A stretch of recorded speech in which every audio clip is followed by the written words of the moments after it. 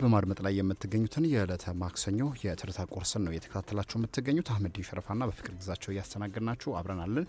ቴክኒሻናችን ዩላ ሰፋ በቴክኒክ ቁጥጥሩ አብሮን ይዘልቃል። አሁን በቀጥታ የምናልፈው ሀገራዊና ዓለም አቀፋዊ ጉዳዮችን ወደምንመለከትበት የአንድ ሰዓቱን የሰዓቱ ወጃ ተከትሎ ወደምታደምጡት ዜና እናልፋለን። በቀዳሚነትም ሀገራዊ ጉዳዮችን ነው የምናስቀድመው። ኢትዮጵያ የዜሮ ታሪፍ እድልን በመጠቀም በቻይና ሆርቲካልቸር ገበያዋን ለማስፋት እንደምትፈልግ ተገለጸ። ኢትዮጵያ በቤጂንግ ለበርካታ የአፍሪካ ሀገራት የሰጠችውን አዲስ የዜሮ ታሪፍ ወይም ከቀረጥ ነጻ እድል በመጠቀም በሰፊው የቻይና የሆርቲካልቸር ገበያ ውስጥ ያላትን ተሳትፎ ለማሳደግ እየሰራች መሆኑን የዥዋን ዘገባ አመላክቷል። የኢትዮጵያ ሆርቲካልቸር አምራቾችና ላኪዎች ማህበር ዋና ስራ አስፈጻሚ አቶ ቴዎድሮስ ዘውዴ እንደገለጹት ይህ ተመራጭ የንግድ ፖሊሲ የኢትዮጵያ የሆርቲካልቸር ኤክስፖርት በከፍተኛ ሁኔታ እንደሚያሳድግና አጠቃላይ የንግድ አፈጻጸሟን እንደሚያጠናክር ይጠበቃል ብለዋል። የቻይና ገበያ ከአፍሪካ ለሚላኩ ምርቶች በመቶ ሚሊዮኖች የሚቆጠሩ ግዢዎችን ያቀርባል ያሉት አቶ ቴዎድሮስ የተሻሻለውን የገበያ እድል ኢትዮጵያ የውጭ ንግድ መዳረሻዎቿን እንድታሰፋና ዘርፉን ሙሉ አቅም እንድትጠቀም ይረዳታል ብለዋል። እስካሁን ድረስ ወደ ቻይና የሚላኩ ምርቶች ከታሪፍ ጋር በተያያዙ መሰናክሎች ምክንያት አነስተኛ ሆነው መቆየታቸውን የጠቀሱት ዋና ስራ አስፈጻሚው አዲሱ ፖሊሲ ግን በዓለም ካሉ ትላልቅ የሸማች ገበያዎች አንዱን ለመጠቀም እድል እንደሚሰጥም ጨምረው ገልጸዋል። የዓለም የውሃ ቀን በአዲስ አበባ ተከበረ። በየዓመቱ መጋቢት 13 በዓለም አቀፍ ደረጃ የሚከበረው የዓለም የውሃ ቀን አፍሪካ በአህጉሪቱ ህብረት ዋና መስሪያ ቤት በአዲስ አበባ አክብራለች። የዘንድሮ አከባበር ትኩረቱን ውሃና ስርዓተ ጾታ ላይ በማድረግ የሴቶችንና ልጃገረዶችን ተጠቃሚነት ማዕከል ያደረገ ነበር። ውሃ ባለበት እኩልነት ይበለጽጋል በሚል መሪ ቃል የውሃና የንጽህና አቅርቦት ለሴቶች ሁለንተናዊ እድገት ያለው ፋይዳ ጎልቶም ተጠቅሷል። የውሃ እጥረት በሴቶች ላይ የሚጭነውን የጉልበትና የጊዜ ጫና ለመቀነስ ለትምህርት፣ ለኢኮኖሚና እንዲሁም ለተሳትፎ እንዲበቁ ማድረግ እንደሚገባ ጥሪ ቀርበዋል። በተጨማሪም የአፍሪካ መሪዎች የአየር ንብረት ለውጥ የማይበገሩ የውሃ መሠረተ ልማቶች ላይ ትኩረት እንዲሰጡ ተጠይቀዋል። በመጪው ታህሳስ ወር በዩናይትድ አረብ ኤምሬትስ ስለሚካሄደው የዓለም የውሃ ጉባኤ አፍሪካ የጋራ አቅሟን እንድታጠናክር ስምምነት ላይ መደረሱን ትርታ ከአፍሪካ ህብረት ያገኘው መረጃ ያመላክታል። አድማጮች በመከታተል ላይ የምትገኙት ከትርታ 97.6 ኤፍኤም የሚተላለፍላችሁን የአንድ ሰዓቱን የዜና ትንታኔ ነው እየሰማችሁ የምትገኙት። አሁን ደግሞ ሀገራዊ ጉዳዮችን አጠናቀን ከውጭ ወዳገኘናቸው ጉዳይ አልፈናል። ጋና የባሪያ ንግድን የሚከላከለውን ስምምነት ተቀላቀለች። የጋና ቋሚ የተባበሩት መንግስታት ተወካይ ሳሙኤል ያኦ ኩማህ ሰኞ ዕለት የአትላንቲክ ትራንስን አትላንቲክ የባሪያ ንግድን በሰው ልጅ ላይ ከሚፈጸሙ እጅግ የከፋ ወንጀል በማለት አባል ሀገራት እንዲደግፉ አሳስበዋል። ይህም ቀጣይነት ያለው የካሳ ጥረቶችን ያጠናክራልም ተብሏል። ይህ ውሳኔ በዋናነት በካሪቢያን ወንድሞችና እህቶችን የሚመሩ የካሳ ተነሳሾችን ለመደገፍ ያለመ ነው ሲሉ ኩማህ የጋና ፕሬዚዳንት ጆን ድራማን ማሃማ ረቡዕ ዕለት በተባበሩት መንግስታት ጠቅላላ ጉባኤ ፊት ለፊት በአፍሪካ ግሩፕ ጋዜጣ መግለጫ ላይ እንደተናገሩም ተገልጿል። ይህ በእንዲህ እንዳለ ውሳኔው ስቃይን ወይም ሌሎችን ታሪካዊ አሳዛኝ ሁኔታዎችን ለመመደብ ወይም ደግሞ ለመቀነስ ሳይሆን የሰው ልጅን እንደገና የቀረጸና ዛሬም ዓለም አቀፍ አለመመጣጠንን የሚያራምዱ መዋቅሮችን፣ የመሰረተ ልማት ሁኔታዎችን ታሪካዊ የለውጥ ነጥብ መሆኑን አጽንኦት ሰጥተዋል። ይህንን ታሪካዊ እውነታ በመገንዘብ ዓለም አቀፉ ማህበረሰብ በዚያ የጋራ ያለፈ ታሪክ ላይ የተመሰረቱ ዘመናዊ ተግዳሮቶችን የመፍታት አቅሙን ያጠናክራል ሲሉ መናገራቸውን ቲአርቲ አፍሪካ በዘገባው አስፍሮታል። በመጨረሻም የኢራን የውጭ ጉዳይ ሚኒስቴር ፕሬዚዳንት ትራምፕ በሁለቱ ሀገራት መካከል ንግግር ስለመደረጉ የተናገሩትን አስተባበለ። በአሜሪካ የቢቢሲ አጋር የሆነው ሲቢኤስ የኢራን እስላማዊ ሪፐብሊክ መንግስት በጦርነቱ የኢራን ዓላማ ከመነሳቱ በፊት ማንኛውም አይነት ድርድር ውድቅ የማድረግ አቋም ይከተላል ማለቱ ዘግቧል። የኤስኤንኤን የተባለ ከፋርስ የዜና ወኪል ጋር ግንኙነት ያለው ሚዲያ በአገሪቱ የውጭ ጉዳይ ሚኒስቴር ውስጥ በጉዳዩ ላይ መረጃ ያላቸው ምንጮች በመጥቀስ ድርድር መኖሩን አስተባብሏል ሲል ዘግቧል። የሚዲያ ገጹ ጨምሮ እኚሁ ምንጭ የሆርሙዝ ወሽመጥ ጦርነቱ ለከፈቱት ዝግ ነው ማለታቸውንም ገልጿል። ይህ በእንዲህ እንዳለ ምንጩ ማንነትን ወይም ደግሞ በኢራን መንግስት ውስጥ ያላቸውን ኃላፊነት ባይጠቅስም የኢራን ዓላማ ከመሳካቱ በፊት ማንኛውም አይነት ድርድር ውድቅ የማድረግ አቋም ይከተላል ማለቱን ተዘግበዋል። የኢራኑ ታስኒም የዜና ወኪል በተመሳሳይ ስማቸውን ያልጠቀሳቸውን ምንጮች ተጠቅሞ ተመሳሳይ ዘገባን ያቀረበ ሲሆን ፋርስ የዜና ወኪል ከትራምፕ ጋር በቀጥታም ሆነ በተዘዋዋሪ ምንም አይነት ግንኙነት አልተፈጠረም ያለ ሲሆን የአሜሪካው ፕሬዝዳንት ከአቋማቸው አፈግፍገዋልም ብለዋል። ታስኒም በበኩሉ ምንም ድርድር እየተካሄደ አለመሆኑን በዘገባው ማስፈሩን ቢቢሲ ጨምሮ ዘግበዋል። ልቦ ከቀረበው ትርታ 97.6 ኤፍኤም የዕለተ ማክሰኞ መጋቢት 15 2018 ዓመተ ምህረት የትርታ ቁርስ መሰናዷችን ነው እያደመጣችሁ የምትገኙት አድማጮች። በ8294 ፈጣን የትራንስፖርት አማራጭን ለደንበኞቹ በማቅረብ ዛሬም ቀልጣፋ አገልግሎቱን በመስጠት ቀጥሏል። በእጅ ስልኮ ላይ የራይድን አፕሊኬሽን በማውረድ በ8294 ላይ ባሉበት ሆነው ለቤተሰቦ ለወዳጅ ዘመዶ ፈጣን የትራንስፖርት አማራጭና ፍላጎት ቢያስፈልጎ እርስዎ ብቻ 8294 ራይድ ብለው ይደውሉ። አስተማማኝ አገልግሎትን ከራይድ ያገኛሉ። ራይድ 8294። ሌላኛው የሰዓት አጋራችን የእናት ባንክ ነው። እናት ባንክ ዘርፈ ብዙ የባንክ አገልግሎቶችን በመስጠት ይታወቃል። ከሚታወቅባቸው አገልግሎቶች መካከልም ስላንቺ የሴቶች የቁጠባ ሂሳብ፣ ኡሚ ከወለድ ነጻ የባንክ አገልግሎትና እናት ፖስ የክፍያ አማራጭ ይጠቀሳሉ።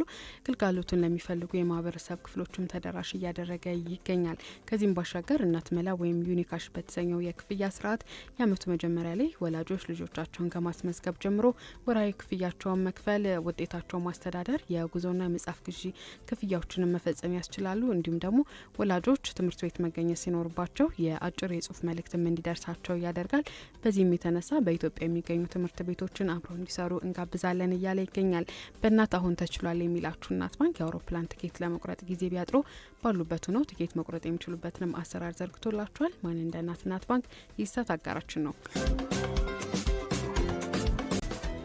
የሰዓቱ ወጃውና የአጋሮቻችን መልእክት አድምጠን ተመለስን። አድማጮች አብራችሁን ስላላችሁ ከልብ እናመሰግናለን።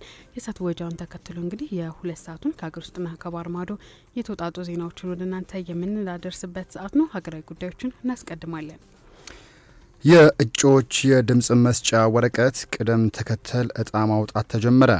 የኢትዮጵያ ብሔራዊ ምርጫ ቦርድ የፖለቲካ ፓርቲ እጩዎችን በድምፅ መስጫ ወረቀት ላይ የሚኖራቸውን የቅደም ተከተል ቦታ ለመወሰን የሚያስችለውን እጣ ማውጣት ስነስርዓት በትናንትናው ዕለት በይፋ ጀምሯል። የቦርዱ ሰብሳቢ ሜላትወርቅ ኃይሉ እንደገለጹት የእጣ ማውጣቱ ሂደት የድምፅ መስጫ ወረቀቶች ህትመት ከመጀመሩ በፊት የሚከናወን ወሳኝ ተግባር ነው ብለውታል። ሰብሳቢዋ አክለውም የእጩዎቹ ምስልና የመለያ ምልክት አቀማመጥ በዚሁ እጣ መሰረት እንደሚወሰን ነው የተናገሩት። ቦርዱ ለዚሁ ተግባር ልዩ የቴክኖሎጂ ሲስተም ማልማቱን የገለጹት ደግሞ የቅርንጫፍ ጽህፈት ቤት ማስተባበሪያ ኃላፊዋ ቀነኒ አርሰርሙ ናቸው። በስነ ስርዓቱ ላይ የፓርቲ ተወካዮች እንዲታዘቡ ጥሪ የቀረበ ሲሆን ተወካይ ባላኩ ፓርቲዎች ስም ሌሎች በታዘቡት መሰረት እጣ ወጥቶ ውጤቱ እንዲደርሳቸው እንደሚደረግ ገልጸዋል። ይህ አሰራር በምርጫ አዋጅ ቁጥር 1162 ዝባር 2011 አንቀጽ 37 ላይ በተደነገገው መሰረት ተወዳዳሪዎች በድምጽ መስጫ ወረቀት ላይ የሚኖራቸው ቅደም ተከተል ግልጽ ሆኖ በሆነ መመሪያ እንዲሆን እንደሚወሰንም በመያዘው መሰረት የተከናወነ ነው ተብሏል። የእጣ ማውጣት ስነ ስርዓቱ ላይ የፖለቲካ ፓርቲ አመራሮች፣ የሲቪል ማህበራትና የመገናኛ ብዙሃን አካላት ተገኝተውበታል። በተከታይነት ኢትዮጵያ በዓለም ጤና ድርጅት ተመሰገነች። ኢትዮጵያ የማርበርግ ወረርሽኝን ለመቆጣጠር የወሰደችው እርምጃ በዓለም ጤና ድርጅት አድናቆትን አግኝቷል። የማርበርግ ቫይረስ ወረርሽኝን ኢትዮጵያ መቆጣጠር መቻሏ የአገሪቱ ጤና ስርዓት ጥንካሬ ማሳያ መሆኑን ለሌሎች የአፍሪካ ሀገሮችም እንደ ትልቅ ተሞክሮ የሚወሰድ መሆኑን የዓለም ጤና ድርጅት አስታወቀ። ድርጅቱ በአዲስ አበባ ባካሄደው ግምገማ ወረርሽኙን ለመቆጣጠር የተከናወኑ ተግባሮች ውጤታማ እንደነበሩም ገልጿል። ባለፈው ጥቅምት ወር በደቡብ ኢትዮጵያ ክልል ጂንካ ከተማ ተነስቶ የነበረው የማርበርግ ቫይረስ ወረርሽኝ በጥር 18 ቀን 2018 ዓመተ ምህረት በይፋ መቆጣጠር እንደተቻለ መግለጹ ይታወሳል። የዓለም ጤና ድርጅት የኢትዮጵያ ቢሮ ይህንን ወረርሽኝ ለመግታት የተከናወኑ ተግባሮችን ለመገምገም ከመጋቢት 8 እስከ 10 ቀን 2018 ዓመተ ምህረት በአዲስ አበባ የጋራ የምክክር መድረክ አካሂዷል። በወቅቱም የድርጅቱ ተወካይ ፕሮፌሰር ፍራንሲስ ፒሳካ ካሶሎ ወረርሽኙን በአጭር ጊዜ ውስጥ በመገደብ ስርጭቱን እንዲቋረጥ የተደረገው ጥረት ትልቅ ስኬት መሆኑን ገልጸዋል። በግምገማው ወቅት ለወደፊት ትኩረት የሚሹ ክፍተቶች መኖራቸውን የጠቆመ ሲሆን በተለይም በጤና ተቋማት ውስጥ ያለው የንጽህና አጠባበቅና የኢንፌክሽን መከላከያ ዘዴዎችን ማጠናከር እንደሚገባም ተገልጿል። ሀገራዊ ጉዳዮችን አጠናቀን አሁን ደግሞ ወደ ውጭ ዜናዎች ስናልፍ ናሚቢያን ነው የምናገኘው። ናሚቢያ በትናንትናው ዕለት ከቢሊዮነሩ ኤሎን መስክ ጋር ስታርሊንክ የሳተላይት ኢንተርኔት አገልግሎቶችን በሀገሪቱ ውስጥ እንዲከናወን የቀረበውን ጥያቄ ውድቅ ማድረጓን አስታውቃለች። የስታርሊንክ ፍቃዱን ኢንተርኔት ሰርቪስ ናሚቢያ ወይም ፒቲ ሊሚትድ በኩል አመላክቷል ሲል የናሚቢያ ኮሚኒኬሽን ሬጉላቶሪ ባለስልጣን በመንግስት ጋዜጣ ላይ አስታውቋል። ተቆጣጣሪው ለውሳኔው ሙሉ ምክንያቶች ከባለስልጣኑ ሊጠየቁ ይችላሉ በማለት ብቻ ውድቅ ስለተደረገው ምንም ማብራሪያ አልሰጠም። በተመሳሳይ በቡርኪና ፋሶ ቢሊዮነሩ ለጥቁር ሕዝቦች ክብር የሌለውን አናስተናገደን በሚል ውግዘት ገጥሞት እንደነበረም ይታወሳል። በሌላ መልኩ ደቡብ አፍሪካ የስታርሊንክን ፍቃድ ውድቅ ማድረጓም ይታወሳል። ሀገራቱ ክልከላቸውን በተለያዩ ምክንያቶች ያደረጉ ቢሆንም በዋናነት ድርጅቱ መረጃዎችን ለምዕራባውያን አሳልፎ ይሰጥብናል በሚል ስጋት ሳይሆን እንዳልቀረም ተገምቷል ሲል የዘገበው ቲአርቲ አፍሪካ ነው። 125 ሰዎችን የያዘ የኮሎምቢያ ወታደራዊ አውሮፕላን ተከስክሶ ቢያንስ 66 ሰዎች ሲሞቱ በርካቶች መቁሰላቸው ተገለጸ። ሄርኩለስ ሲ-130 አውሮፕላን ከኢኳዶር ደቡባዊ ድንበር አቅራቢያ ከሚገኘው ፓርቶ ሌጉይዛሞ ከተነሳ ብዙም ሳይቆይ ወድቆ ተከስክሷል። ኤፍኤስ 1016 የሚል ስያሜ የተሰጠው የኮሎምቢያ አየር ኃይል አውሮፕላን 114 የጦር ኃይሎችንና 11 የመርከብ አባላትን በፖርቶ ሌጎዛሞ እና በሌላ የአማዞን ጦር ሰፈር መካከል እያጓጓዘ እንደነበረም ተገልጿል። ጀነራል ካርሎስ ፈርናንዶ ሲልቫ ሮያዶ በመርከቡ ላይ የነበሩትን ሰዎች ጠቅላላ ቁጥር አረጋግጠናል ያሉ ሲሆን ባለስልጣኑ ደግሞ እስከ 48 የሚደርሱ በሕይወት የተረፉ ሰዎች መገኘታቸውን ዘግበዋል። 21 ሰዎች አሁንም እንደጠፉ ታውቋል። ፕሬዚዳንት ጉስታቮ ፔትሮ የአደጋው መንስኤ ያልታወቀ መሆኑን ቀደም ብሎ መናገራቸውን የተሰማው የመከላከያ ሚኒስትር ፔድሮ ሳንቼዝ በአሳዛኝ አደጋ ጥልቅ ሐዘን ገልጸዋል። ለተጎዱ ሰዎችም እርዳታ ለመስጠት የእርዳታ ጊዜ ሰራተኞችን ማሰማራታቸውን ያረጋገጡት ለተጎዱ ቤተሰቦች ልባዊ ሐዘኔን እገልጻለሁ፣ እናም ይፋዊ መረጃ እስኪገኝ ድረስ ግምቶችን ለማስወገድ እንዲጥሩም ሳንቼዝ በኤክስ ገጻቸው ላይ ማስፈራቸውን ቢቢሲ በዘገባው አስፍሮታል። በመከታተል ላይ የምትገኙት ትርታ 97.6 ኤፍኤም የዕለተ ማክሰኞ የትርታ ቁርስ ዝግጅታችንን ነው እየተከታተላችሁ የምትገኙት። ቀደም ሲል ከሀገር ውስጥና ከባህር ማዶ ያዘጋጀናቸውን ዜናዎቻችንን ነበር ያስደመጥናችሁ። አሁንም ቆይታችን እስከ 2 ሰዓት ከ30 ይዘልቃል። አብራችሁን ስላላችሁ እጅግ አድርገን እናመሰግናለን። አህመዲን ሸረፋና በፍቅር ግዛቸው አብረናችሁ አለን። እንዲሁም ደግሞ ቴክኒኩን በጥራት በመቆጣጠር ዩዌል አሰፋ ከኛ ጋር ቆይታ እያደረገ ይገኛል። መልእክቶች፣ ሀሳቦችና ጥቆማዎች ቢኖራችሁ በስቱዲዮ ስልኮቻችንና እንዲሁም ደግሞ በ9760 ላይ አጭር የጽሁፍ መልእክት ልታደርሱን ትችላላችሁ። እኛም እዚሁ ስክሪን ላይ በመመልከት ለእናንተ ምላሽ እየሰጠን የጋራ ቆይታ እናደርጋለን። አብራችሁ እንድትሆኑ በአክብሮት እንጋብዛለን። እንግዲህ ከአንድ የአውሮፓ ሀገር ወደ ማልታ የተሰማ አዲስ መረጃ አለ። የአውሮፓ ትንሹ ሀገር ማልታ እንደተጨነቀችም ይገልጻል። የጭንቀቷ መነሻም ከመንገዷ መጠን ጋር አልጣጣም ያለው የተሽከርካሪዎች ብዛት እንደሆነ ኦዲቲ ሴንተራል ነው የዘገበው። እንደ ዘገባው ከሆነ የመኪኖች ብዛት ያስጨነቀው የማልታ መንግስት ለችግሩ መፍትሄ እንዲሆን በተለይም እድሜያቸው ከ30 ዓመት በታች የሆናቸው ወጣቶች የመንጃ ፈቃዳቸውን ለመመለስ እንዲተባበሩም ጠይቋል። ይህንን ጥሪ ለሚቀበሉ ዜጎች 25,000 ዩሮ ወይም 4,559,252 ብር በስጦታ አበረክታለሁ ያለው የማልታ መንግስት በዚህም ቢያንስ 1,000 ዜጎች ፈቃዳቸውን እንደሚመልሱ በመገመት 5 ሚሊዮን ዩሮ ወይም 911,850,500 ብር በጀት መያዙን ነው እንግዲህ ኦዲቲ ሴንተራል እየዘገበው። ትንሽ ግርምትን የሚፈጥር መረጃ ነው። አዎ እንግዲህ የሀገሪቱን ዜጋ በህይወት ከሚቀጥፈው አደጋ ለመከላከል እነዚህ ዜጎች በእነዚህ ስጦታዎችም ቢሆን መንጃ ፈቃዶቻቸውን የሚመልሱ ከሆነ እድሜያቸው ለአቅም ማሽከርከር ሲደርሱ ተመልሶ ያንን የማሽከርከሪያ ፍቃድ ወይም ድራይቪንግ ላይሰንስን ማግኘት የሚችሉበትን ሁኔታ እንደሚመቻችላቸው የሚያሳይ ሁኔታ ነው። ማልታ ጥሩ ዘዴን የዘየደች ይመስላል። በዛም ልክ ግን መሰረተ ልማቶችን ማስፋፋቱ ሌላው መንገድ ነው ብለን እናስባለን። ከመካከለኛው ምስራቅ ጋር የተያያዙ አንዳንድ ጉዳዮች ሀገራት እንዲጨነቁና እንዲሸበሩ ከማድረጉ ባለፈም ምናልባትም በአነጋጋሪው የአሜሪካው ፕሬዚዳንት ዶናልድ ትራምፕ የሚሰጡ አስተያየቶች ዓለምን በራሱ እያወዛገባት ነው የሚገኘው። የሆነ ሆኖ ግን በተለይ ከሆርሙዙ መዘጋት ጋር ተያይዞ አሁን ላይ በነዳጅ ላይ እየታየ ያለው የዋጋ ቀውስና ንረት ሀገራትን ያለ ድንበር እንዲጨነቁና ለጉዳዩ መች ነው መፍትሄ የሚገኝለት የሚለው ጉዳይ አሳሳቢ እንደሆነ ቀጥሏል።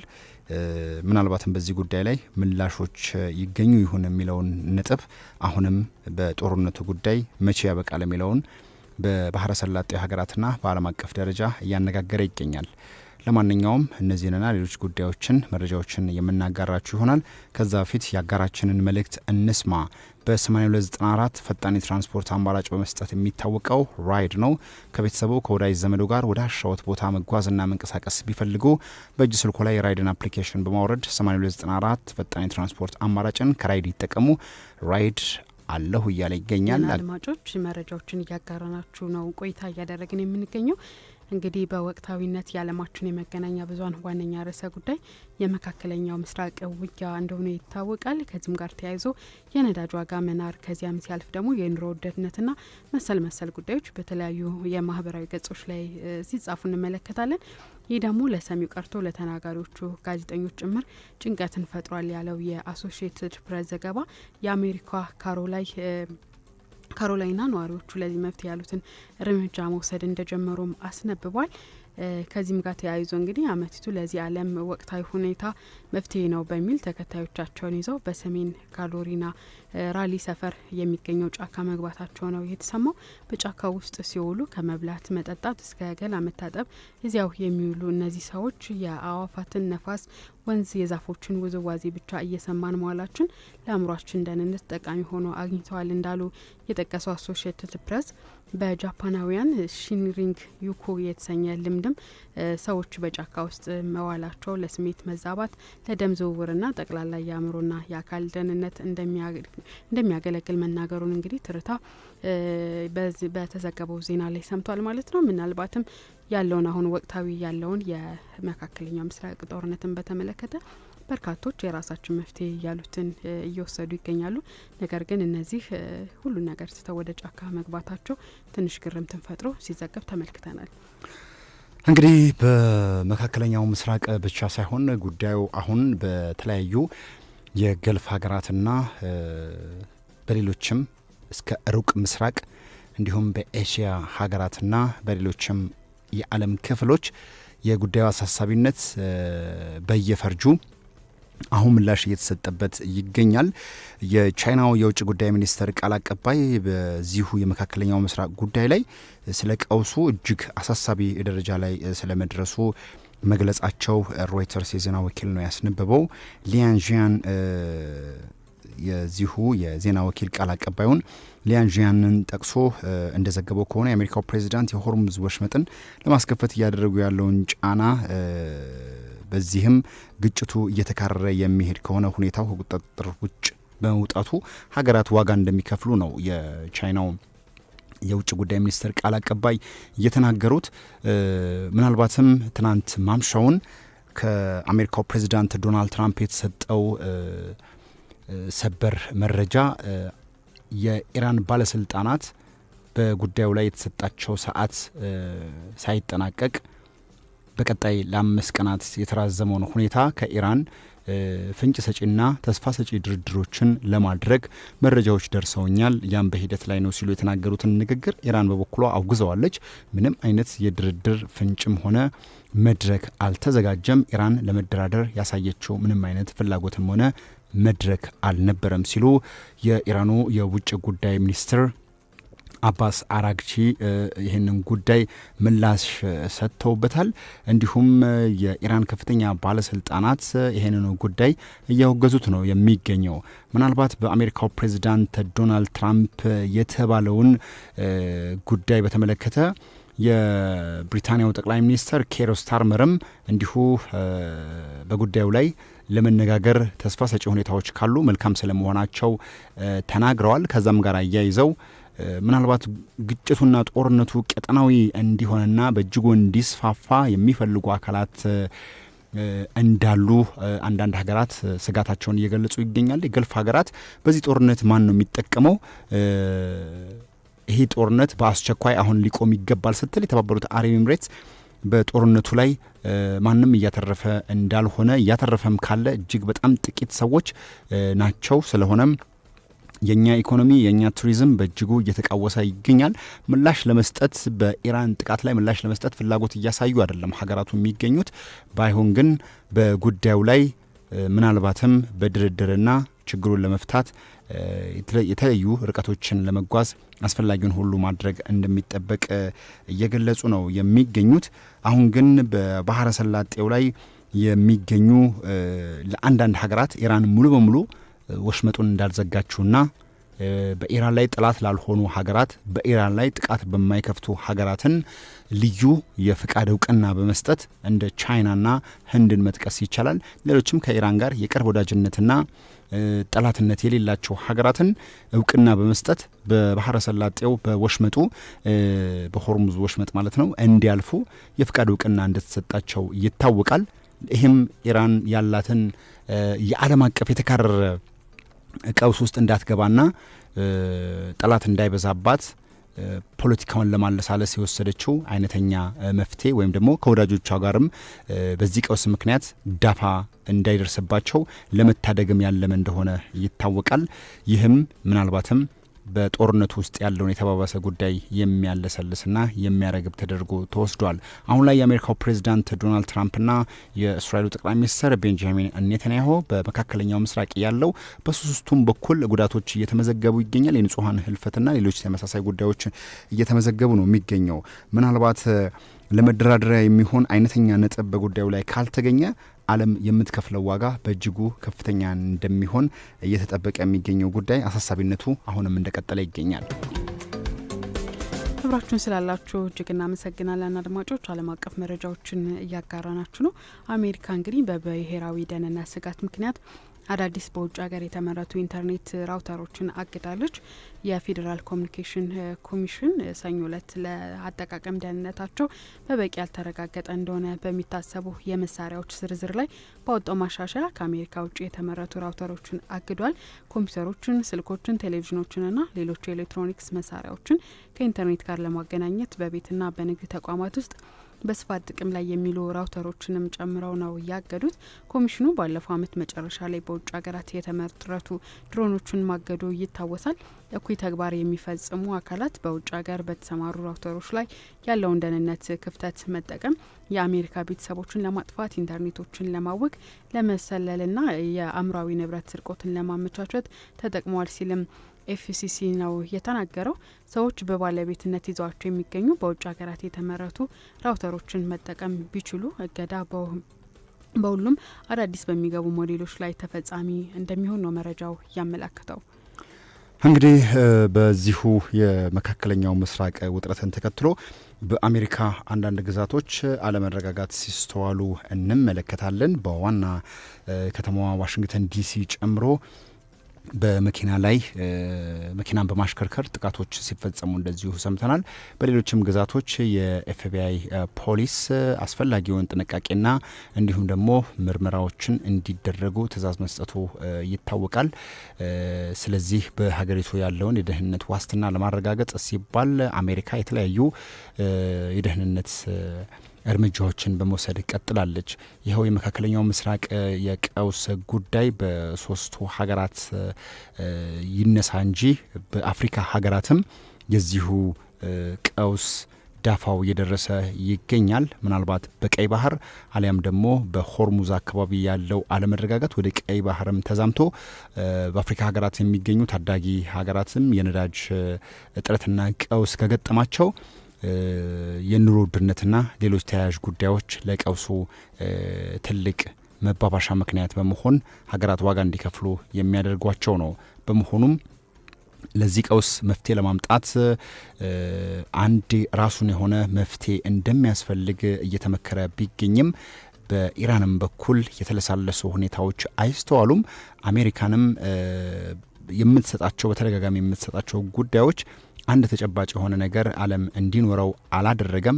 ምናልባትም ጦርነቱ በተባባሰ ሁኔታ ይቀጥላል ወይስ ደግሞ ለመደራደር ፍንጭ ሰጪ ሁኔታዎች አሉ የሚሉ ተስፋ ሰጪ ነገሮችን በተጨባጭና በእርግጠኝነት ለማወቅ አልተቻሉም።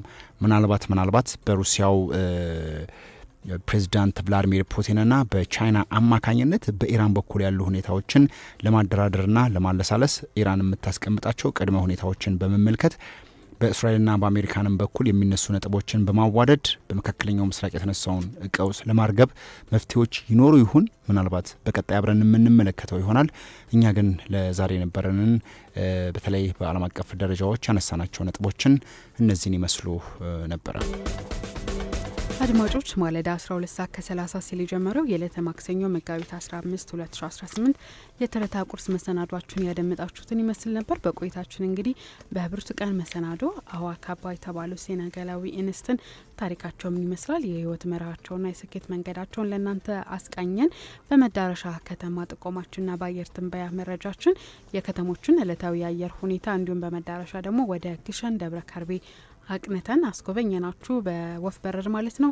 ዕለተ ማክሰኞ ሲሆን ከሚጠበቁ መሰናዶቻችን መካከል ቴክአፕ በዛሬው ርዕሰ ጉዳዩ ኢኮመርስ ወይም ደግሞ ኦንላይን ላይ የምናደርጋቸው ግብይቶችን በተመለከተ ለእናንተ አጋራን። በዳሰሳ መሰናዶ የዶላር ጨረታን በተመለከተ በብሔራዊ ባንክ በኩል የሚደረገው ማለት ነው ከሚመለከታቸው አካላት ጋር የተደረገ ቆይታ ነበር። እሱን አጋርተናቸዋል።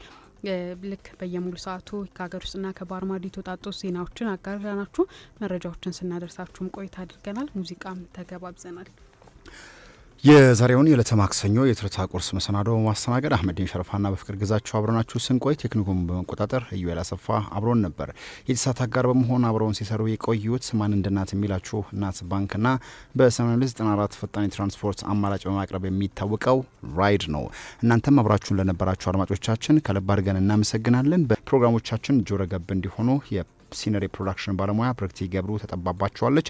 እኛ በትርታ 600 ዳግም እናገኛችኋለን። እንዲሁም ደግሞ በምሽቱ 12 ሰዓት የትርታ 4 ማዕድ ይዘን እንጠብቃችኋለን። ለዛሬ ያልነውን በዚያው በቃን። መልካም ቀን።